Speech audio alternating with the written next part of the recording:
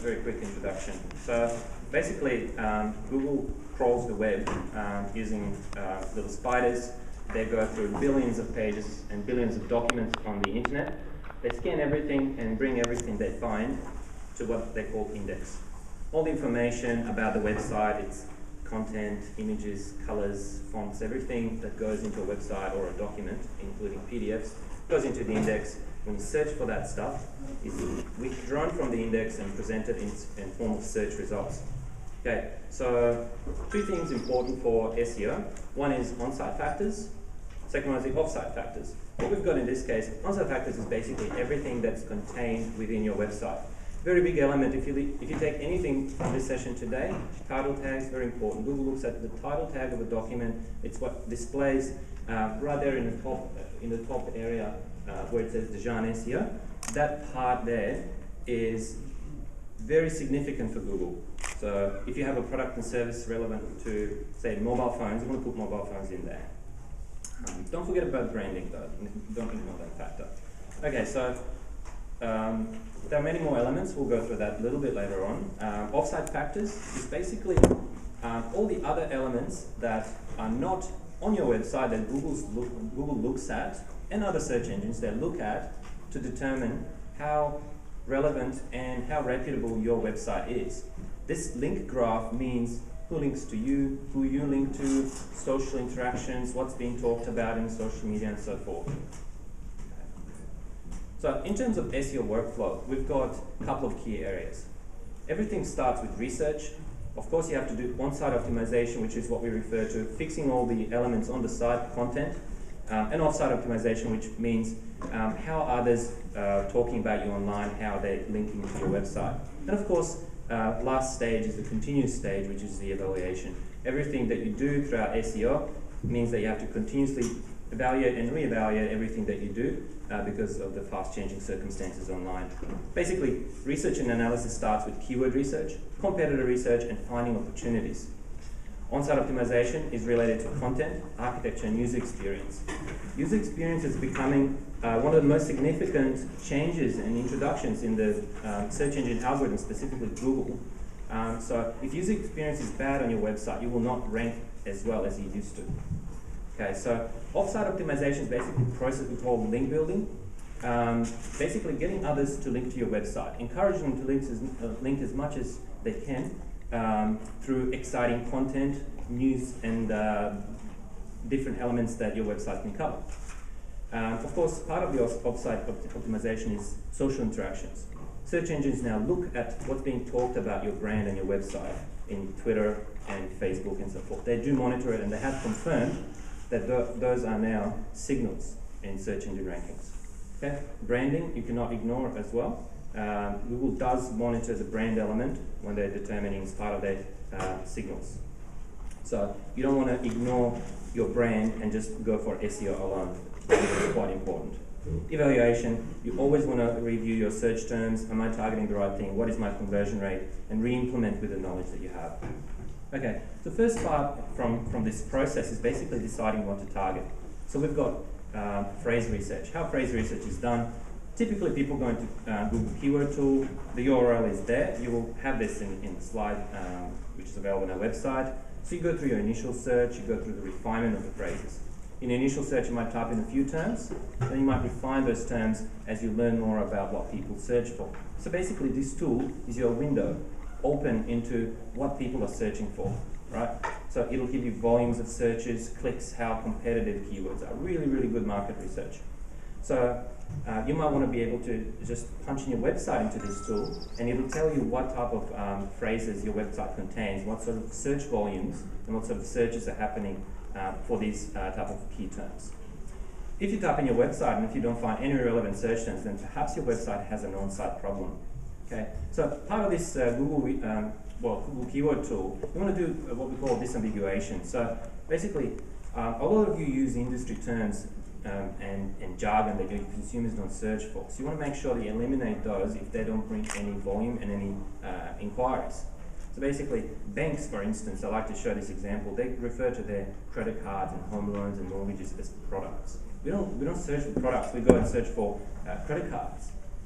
So banks have some work to do in order to optimize their content. Okay, so this is quite a powerful tip that I'll share with you today, and a lot of people don't actually have Google Webmaster Tools account.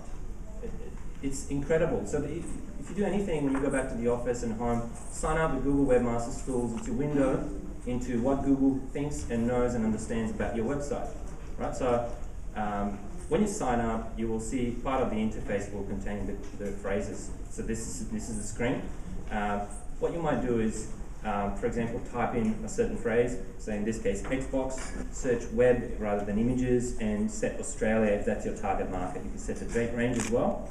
So you will see the graph there showing the impressions, and you will also see the clicks. Okay, so the difference between Google Webmaster Tools data you're seeing here and Google Analytics, which is another quite commonly used element to understand your website's traffic, is that this one gives you impressions. Why this is so important is because sometimes you will be in the search results, but people will not click on you because your title tag and your description are pretty bad and people don't want to click on it. If you remember this slide here, when I say title tag and the description, see those three search snippets there, the results? What you put in title and description is what will be the clickable element in the description under your search result there, right? So don't ignore that. So when it comes to the impressions, what you can do is observe how many impressions for this phrase, how many clicks you're receiving, and what's your average position for this particular search term. Right. So at Dejan SEO, we have developed a methodology where we observe clicks, position, and impressions. Right. So we look at impressions, we look at the position, and we can determine how many clicks you should get. Very good for deciding what to do with your website next. So this process is a little bit complicated if you're a beginner in the SEO, but do remember these steps and do record this, maybe print it out and follow, because it's quite a powerful way of getting to those really good quick wins in terms of phrase targeting. Okay, so first thing you want to do is record your keyword impressions. Impression is how many people have seen you in the results. Right, your website has appeared in the results, not necessarily how many times you've been clicked on. So you calculate what's the click-through rate per position. So you can then calculate the average click-through rate per position, and with that knowledge you can then model. So you can determine what kind of traffic on these stats will I have if my website goes 1 up for these range of phrases. What kind of traffic will I have if I'm in the top 5? What kind of traffic will I do if I'm number 1 for everything? Okay. So final step to this, you can add goal conversions from your analytics.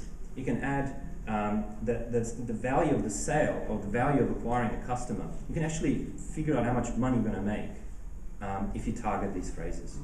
If you target the wrong phrases, you're probably wasting your time and effort and money doing SEO. Okay, so why is this good? You can easily discover quick wins. You can get your priorities right in terms of marketing. You can have better expectations and understanding where you sit in the competitive landscape. And you can go beyond analytics data. Analytics data doesn't contain this, only in a very small user group at the moment, a bit of a VIP group who has this access. Okay. Downside of this methodology is it excludes your non-ranking keywords. So the keywords you're not ranking at all for, and you can't really have in this research, you need to pluck out of your analytics or keyword research tool otherwise. Put them in this mix and recalculate based on your click-through averages. This will become a lot clearer when I show the next slide. Also, if you're doing this on a mass scale for a big e-commerce website, this might be a little bit difficult. But we actually have a program that internally does this. But on a smaller scale, it's quite manageable. Okay, so this is what we've come up with. All these percentages is actual real-time industry data for e-commerce. This is what happens when users find you on position 1, on position 2, and position 3. This is position specific and phrase specific across many phrases, so all these figures don't have to add up to 100% in total, right? Okay, so next step is as part of your on-site optimization, you want to worry about your site architecture. Very briefly about how Google works. They've got a thing that's called PageRank. That's how they started. They've got many elements that they use to determine how websites should rank. One of them is PageRank. So how PageRank works is flows from one point of the website down to others. And they assume is if a user clicks through your website, and if it clicks through very deep, at some point they'll get bored and leave. So based on that model, they would like to see all your core products and all your core services information closer to the website route than at the bottom, right? So if you take 4 or 5 clicks to get to something you want to sell, you're not going to rank very, very well for that, right, traditionally. So what they say is keep your site architecture as flat as you can. So this is, you can see PR6, PR5, 4, 3, 2, 1. Those are the levels, right? You don't want to put your essential products on the level all the way to 1. You want to keep it as high as possible. So page rank scale works from 0 to 10, right? Just giving it as an illustration only, you don't have to worry about page rank alone. There are many more metrics to worry about. Okay. Next thing, as far as on-site optimization goes, definition of product. What is a product? This is an emerging problem, especially with e-commerce and people with a lot of pages. So you may have a product with, category, brand, gender, model, price. Shoes, Nike, men, model, MX3, and the price. Now, this same thing can happen for another product, or exactly the same product with a few extra properties. Does that mean you should have a page for that? Okay, so you have the same product there, except size of the shoe is 10, color is white. Now, should you have a page for those shoes for size 10 and another page for size 11, and so forth? The answer is no. Very recently, Google has actually announced that they like webmasters to consolidate their content and merge it into as fewer core pages, useful pages to users as possible. They don't like to see quantities, right? So if you look at this slideshow here, we're seeing a typical product. You've got your image, title, blurb, and you've got the price, and you've got add to cart, right? So in the past, it's been very important to have your product title unique, right? And your product description unique. But most likely what happens, people grab the product description from their manufacturer, from their supplier. It's just the same product description that everyone else uses. That never really worked that well. But now it's getting even more difficult. Now Google expects you to have the whole shebang, right? Because the competitive market is quite high, and they're expecting you to have added value to all your products. So here are a few tips that you can do to find yourself in a better position when it comes to presentation of your product. eBay is a great example. On eBay, you have one page, and you've got one page to sell the item, right? So you have to fit everything you can in that one single page. You scroll down, by the time you've finished reading all the information, sold, or not. So try to follow maybe a little bit of that methodology rather than dividing all the information into different tabs which lead to different pages, right? If you try to structure information so it's all nicely presented on one page, there's such a thing as div tags, which you can use to swap between the tabs without removing yourself from that particular page. Okay, so a few tips that you can do with your products. Introduce more images, have them bigger, more descriptive. Rewrite, if possible, rewrite your product titles in your description. Include customer ratings, data, put in your own recommendations. Sit down and write what's good about this camera, what's good about this mobile phone, whatever you're selling. Put in some of your own unique content. Users will appreciate it and Google will absolutely love it. Okay, so maybe you can include little widgets from Facebook and so forth. So 12 of your friends have recommended this product. And of course you can generate graphs and information from your internal data, like price trends and things like that. So keep that in mind. It's going to become more and more prominent thing in e-commerce. Okay. This is a killer for e-commerce websites, faceted navigation. What does this mean? So over there on the left-hand side, we've got digital cameras, and you've got DSLR, compact, and then you've got by megapixels, 512, memory. So if you allow Googlebot to browse through all these categories on the site, they'll index one page and produce results on the right-hand side. They'll index another page and produce results. So you're going to end up with hundreds of thousands of results pages being indexed in Google. In the past, how it's worked, the pages that Google wanted to rank were ranking, and the rest was just kind of not ranking, but it was still a very large index. You may have like 1 million pages in your index, right? Now what's happening is if you have 4,000 core products, and if you have 400,000 pages out of that, you're going to be in trouble. Okay, this guy from Google, very important quote, low quality content on some parts of a website can impact the whole site's rankings. For the first time we're seeing something like this. If you want to read more, there's a link there. Also will be available after the presentation. And what he suggests is removing low quality pages, merging or improving content of individual shallow pages into more useful pages, right? Or moving low quality pages to a different domain even could eventually help rankings of your high quality content. It's what people in the industry refer to as Panda, because a guy that implemented the whole thing, his name is Panda. So this is what I did to illustrate the whole problem. If you have a look at this, heavy mass object, website, 100,000 pages in index, high gravity, gets pulled into a black hole, gone, traffic disappears. Low mass object, maybe 1,000 pages, really good quality content, gets away. This also happens when Panda hits you in the face. So Panda 1, Panda 1.1, Panda 1.2. We're up to Panda 2.2 at the moment or something like that. It's commonly referred to as Panda, but I would just continue to call them content quality algorithms. So if this is what you see when you go into your analytics at the moment, then you probably have some of those considerations in terms of the index size, right? And if you would like to write an email to Mr. Panda, there's his email at the top and his address and a phone number. Okay, back to offsite factors, because we don't have much time. So in terms of links that you're getting for your website, a couple of things to remember. Not all links are equal. So if the orange and the blue websites linked to you, it's not the same thing, but Google looks at also the quality and importance of those links. So if a big university links to you, that's better than if your mom links to you from her blog website, unless your mom is a doctor of nuclear physics and she's got a web page on CERN, right? So this is how it looks like. So they look at the topic of your mom's website, might be weather, they look at university as a topic, you might be a towing service, and your partner might be talking to business. So she's linking to you, your university is linking to you, your partner's linking to you. All those interactions are being looked at by Google. And how you're linked up in the business world is how they will treat you. Okay, so anchor text. What is anchor text? It's what you put in the link that links to you. So if people, if you want to rank for something, you will have, other than your brand, you will have, mobile phone reviews.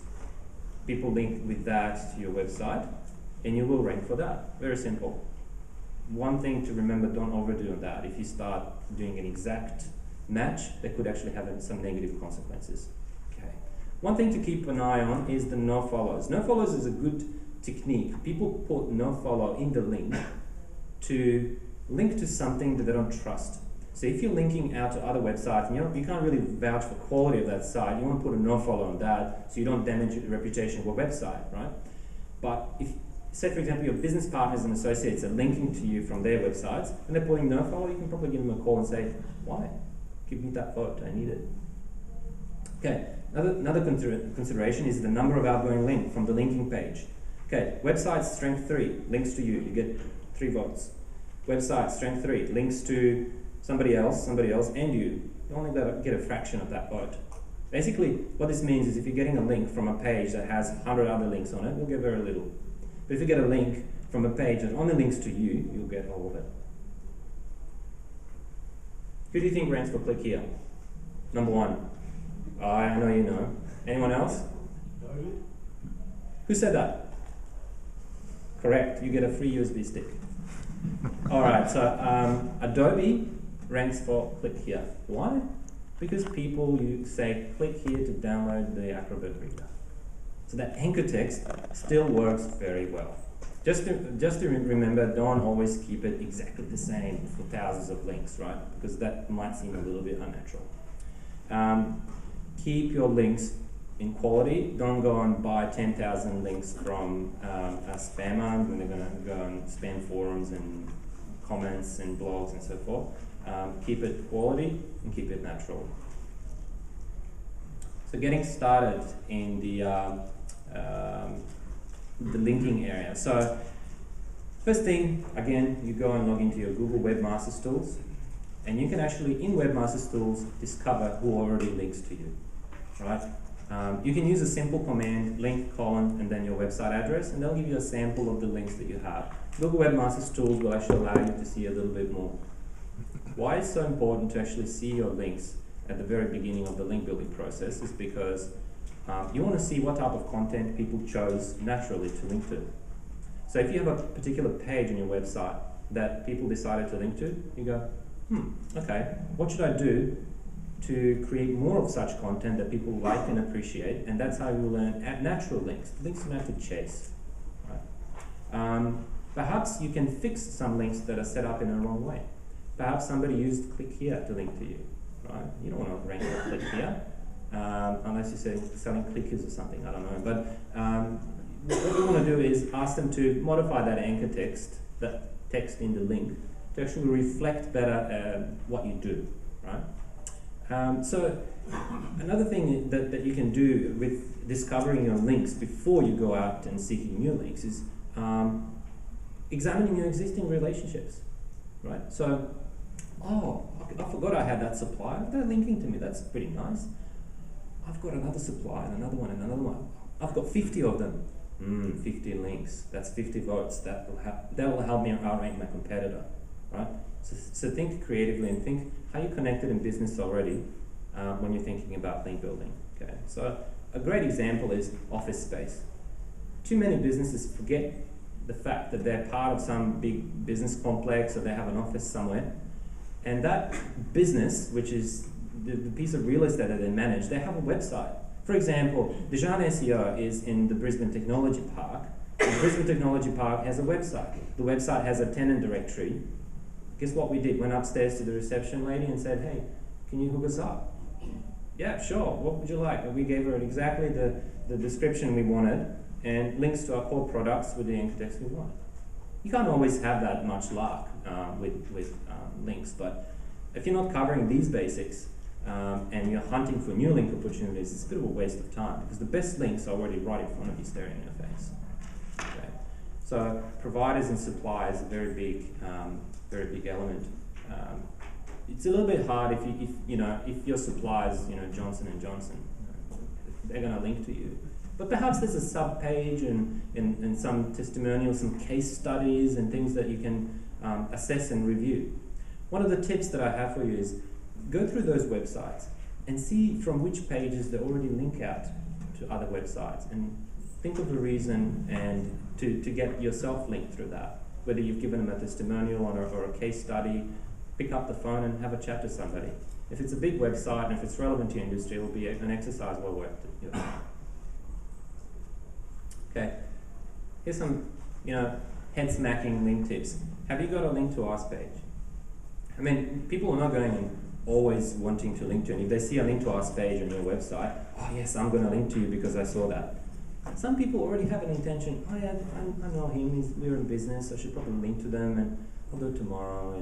If you have a link to us page, you're already giving them the code. You just copy paste. And they put it on their website. Why is this so good? Because you're taking control of how people will link to you. You're giving them the description, you're giving them the title, you're giving them what type of anchor text they will link through to you. And you're making it very easy for them to do that. If you don't have this, even if you get one link through your link to us page, the page was worth making. Right? How many of you actually have one? Is that possible? Nobody has a link to us page in this room. Well, there you go, something to do. Okay, so social media, another element, it's okay, it's acceptable in the industry to actually share your content and have those little social media buttons. Search engines, Bing and Google have admitted and confirmed that they are looking at those social signals when they're ranking websites. Allow people, when they find great content on your site, to share it. It's a great thing to do because they'll do your marketing for you. As of last week, we've actually put the social media sharing buttons not only on our blog, but also on our content pages as well. Okay, another example of how to get links is providing useful tips, tools, templates, and resources, right? If you're an accountant, you might want to upload an Excel sheet of how to, manage your finances, and if you're selling mobile phones, you might want to have like a little guide to keeping your phone battery healthy or something like that. People appreciate that and share it across. You'll get links, you'll get short social media references, it'll work well for you. Just to give you one example, one of our clients in Sydney, they have a men's clothing store, and they uploaded, on their website, they uploaded a diagram of how to do up a tie, step by step. Incredible the amount of men that don't know how to do that, including myself, but that piece of, it's just a simple diagram was shared, and they got hundreds and hundreds of natural links through that. Just remember, content is the best way of getting great links. So think creatively, think what's useful for your users, and what they will appreciate. Scanning your competitors. Very, very important step. Not just because you want to suss out what they're doing, you want to get some good ideas as to where you should be and where your business should be as well. Two great tools to investigate. They do have the free element and do have the paid element, so you can try them out before you actually decide to either subscribe or not. Open Site Explorer by SEO Moz, very big name in the SEO industry, and a Majestic SEO, right? These people will actually give you the graphs that show how many people link to your competitors, how fast are they building links and so forth. Okay, so metrics you want to look at is how many root domains or C classes are linking to them, right? So in that sense, what that means is how many unique domains are they getting linked, right? Anchor text, what kind of anchor text competitors are using, and you want to figure out the link building pace, right? And of course, what you'll be able to do as part of your research of competitors is get link ideas and also analyze their content and social media activity. How to get links? Create content, again, fun, useful, timely, creative, informative, newsworthy, sometimes even controversial. Alright, so we took a topic, skincare, hand creams and stuff, and I'm thinking, oh, such a boring topic, what do we do? How do we make this interesting? Hello ladies. Okay, so we uploaded this image to the client's website, and what we did, we were secretly tracking their clicks. And this is what happened. They didn't know. So we released these results, and guess what? Heaps of links naturally pointing to this particular page. So this is all I'm going to leave you with today. If you have any questions, feel free to see me afterwards. Thank you very much.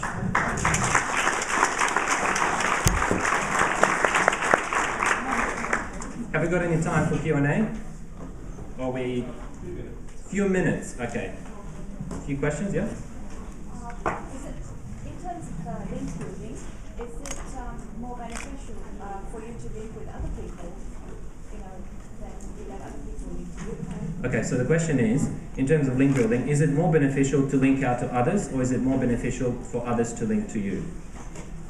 Yes, it's always more beneficial if others link to you, right? So in some situations, if say for example you have a business partner, they will not want to link to you if you haven't linked to them already. So some people think, oh, reciprocal links, don't avoid that. If you link to me and I link to you, Google's going to figure it out. No, Google doesn't have any problems with natural links that make good sense.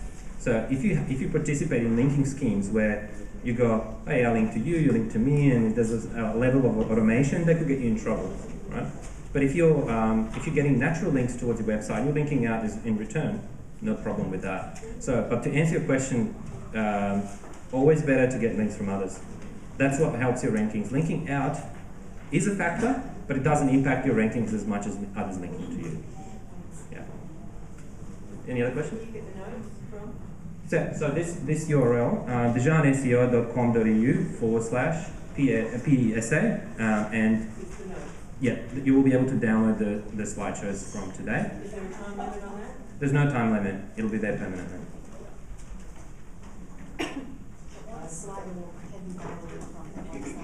So, sorry. Sorry, just a basic question about link building. Can you actually get penalized by Google for building links too quickly on a brand new domain? Can you be penalized by Google for building links too quickly? No, if they're natural. Yes, if you just paid for 100,000 links. Even if you bought 50 links and if you're a tiny little website, that shouldn't get 50 links straight away. Natural links? No way. No way. You can't be penalized for gaining natural links. I actually spoke to Tiffany Oberoi, I think, from Google Search Quality team. She's in the spam team, right? And she said they're very good at figuring out who's buying links and who's not. So others say, oh, I can buy 100,000 links for my competitor and I can penalize them. They claim they're pretty good at that. I guess I'm talking more like, say, if you're doing article marketing or something. If you do article marketing, I'm not a big fan, but if you do like a viral campaign or like a link bait, and a lot of people suddenly link to you, that's fine. You can never be penalized for that. That has not been a case that I've heard of. Somebody's been penalized for natural links. If you try to go too clever, it's try to pay your way in or bribe your way in, then you can. And just a related question now, if they're, say, doing article marketing and obviously there's an emphasis on contextual links and having a link to a resource box at the bottom, is there like a different weightage in terms of how much Google rate you to have contextually or a link at the bottom of the resource box? Yes, they do look at that. So it's always better to get a contextual link within an article rather than from a resource box. That is an obvious signal, yeah. Okay, do we have any more time? 1 more minute, one question, yes? Just wondering, a lot of websites now are splitting between what they write above the jump and below the jump. Is there any appreciable value in doing almost stuff below the jump on the website as far as the ranking goes? Search engines actually look at the position of material on a website. They try to understand what's navigation, what's footer, what's the sidebar, what's the ad content, and what is the general content. So the most important parts of your website are right at the top in the content area. All the important elements, all the links to your other pages should be placed in there. All the non-important stuff should be below the fold. Yes? Can you create your own metadata? Can you create your own metadata? Of course. And any tips on it?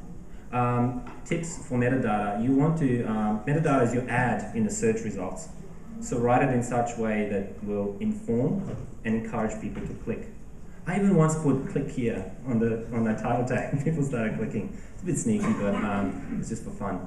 Right, so you want those descriptions as descriptive, as informative. Sometimes I put price in there. From product from such and such, and I put even phone number if that's what I want people to do. If I want them to ring, so don't even go to the website, they ring straight from the search results. So keep it as informative as possible. Keep all titles and all descriptions unique for all pages on your website. You can't have duplicates. You can't have the same description on the 2 pages on your site. Okay? Alright, that's all we've got time for today. Thank you very much, everyone.